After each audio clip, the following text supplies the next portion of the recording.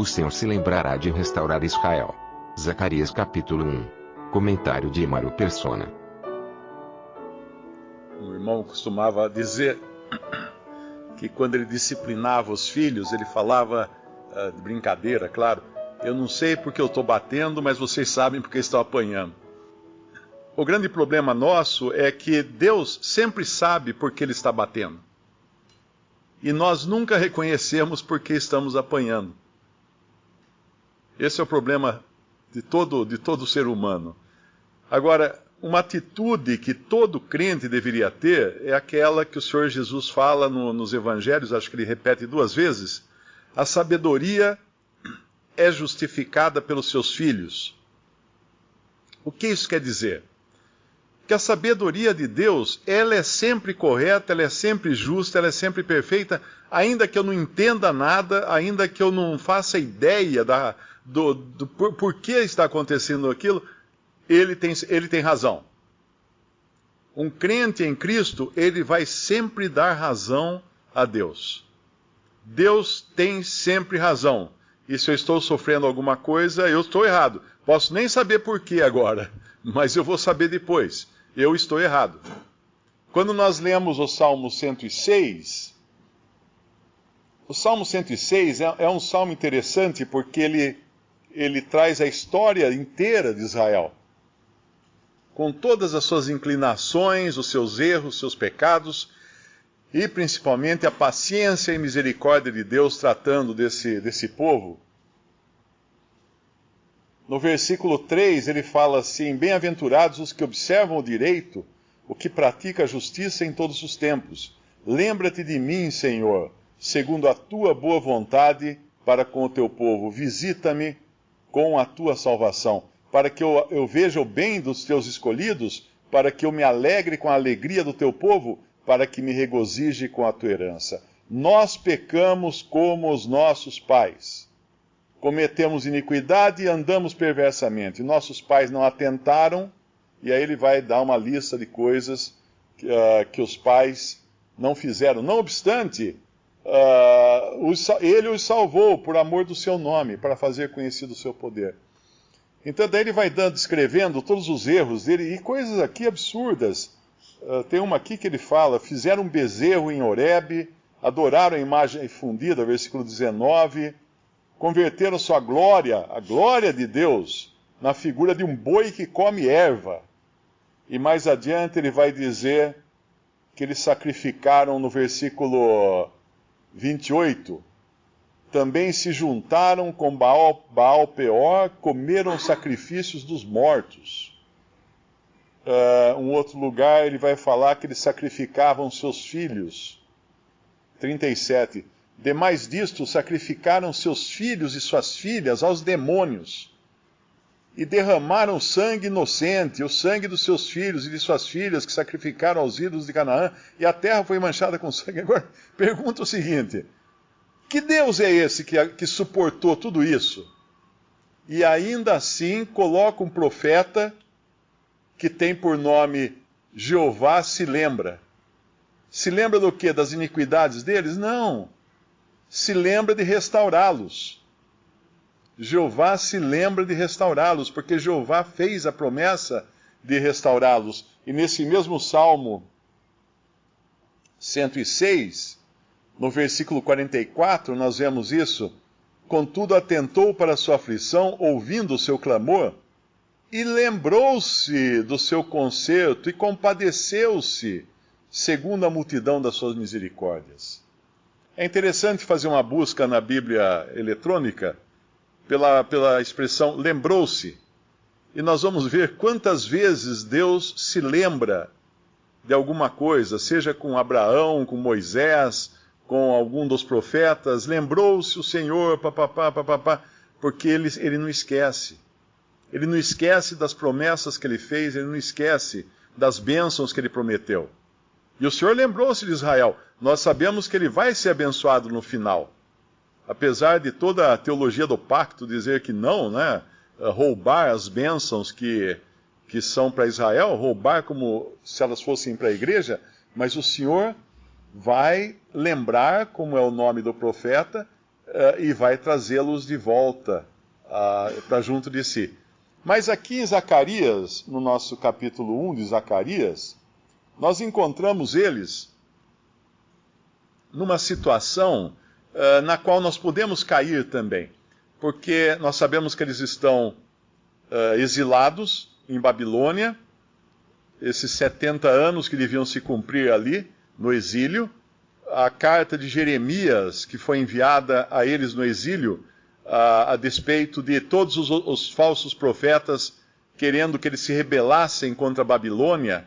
Tem uma carta de Jeremias, eu não me lembro se é Jeremias 15 ou outro capítulo, onde Jeremias fala, plantai, colhei, deem as suas filhas em casamento, orai pela prosperidade da terra. Que terra? De Babilônia. Ou seja, não é para vocês se rebelarem, porque o Senhor tinha colocado eles lá, fazia parte da disciplina que o Senhor tinha dado a eles. E estava usando povos gentios para discipliná-los. E essa posição que eles estavam, ela é representada aqui agora no nosso capítulo 1 de Zacarias, no versículo 8. Olhei de noite e vi um homem montado em um cavalo vermelho e parava entre as murtas que estavam nas profundezas. E atrás dele estavam cavalos vermelhos, morenos e brancos. Tem 4 cavalos aqui que estão na posição mais alta e tem essas murtas, que um irmão interpreta isso como sendo uma figura do povo judeu, num lugar baixo, porque essas murtas estavam na profundeza, estavam num baixio. Era essa a situação deles agora. Eles estavam sob o poderio de nações. No caso aqui, eu acho que era o Irã, né? Pérsia, se não me engano, que eles estavam agora sujeitos, né? Ou presos. Mas porque Deus usava os poderes para discipliná-los. Todavia, quando acontece uma oportunidade de voltarem para Jerusalém, para reconstruírem a cidade e o templo, o que acontece? Todos eles falam, opa, eu também vou. Não. Vai apenas um pequeno remanescente para lá. A maioria estava muito bem na sua posição de murta nas profundezas. Eles tinham ficado habituados àquela vida boa de Babilônia, porque não era uma vida ruim, né? No sentido, eles eram sim um povo subjugado, mas eles estavam comendo e bebendo e dormindo, então tinha teto em cima da cabeça. Por que eles iam se aventurar a correr riscos, né, de voltar para Jerusalém? Mas Deus levanta um testemunho, um pequeno remanescente, e os leva para lá. Então existe nisso uma lição para nós também, que é a da acomodação. Nós podemos, muitas vezes, viver acomodados no erro, ou até na disciplina que o Senhor nos coloca, na baixeza, né, subjugados, e falar, tá bom aqui. Não, eu não quero avançar mais do que isso. Para mim estou satisfeito. Mas o Senhor sempre tem muito mais para nós. Nunca é demais nós nos levantarmos, né, e buscarmos aquilo que Ele tem para nós. E aqui ele vai falar, aqui tem bastante coisa que é profética. Eu creio que outros irmãos têm mais capacidade para explicar do que eu. No versículo 11, eles responderam ao anjo do Senhor que estava entre as murtas. Nós andamos pela terra e eis que toda a terra está tranquila e em descanso. É interessante que o anjo do Senhor está entre as murtas, porque o Senhor não abandona o seu povo. Ele sempre se mantém junto do seu povo. Como lá aqueles 3 amigos de Daniel na fornalha, que não ficaram sozinhos lá, o Senhor está nessa posição aqui, e os outros que estão, os que estão nos cavalos, né? Eles estão falando aqui, eles responderam. O homem que estava entre as murtas disse, no versículo 10, e estes são os que o Senhor tem enviado para andarem pela terra, falando dos cavaleiros ali antes, né, nas diferentes cores de cavalos. E esses cavaleiros e esses cavalos eles dizem o seguinte, no versículo 11: nós já andamos pela terra, e eis que toda a terra está tranquila e em descanso. Porque eles tinham dominado completamente. Eles estavam também tranquilos na sua posição, porém eles se esqueciam que eles eram instrumentos de Deus. Esses poderes, né, esses reinos, instrumentos de Deus. Não ia durar esse descanso. Um momento, como diz o nome de Zacarias, Deus se lembraria e traria de volta o seu povo, como ele sempre se lembra.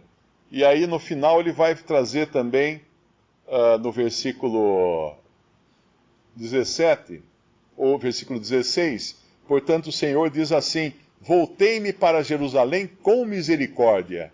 A minha casa nela será edificada, diz o Senhor dos Exércitos, e o cordel será estendido sobre Jerusalém. Clama outra vez, dizendo: assim diz o Senhor dos Exércitos, as minhas cidades ainda aumentarão e prosperarão, porque o Senhor ainda consolará a Sião e ainda escolherá a Jerusalém.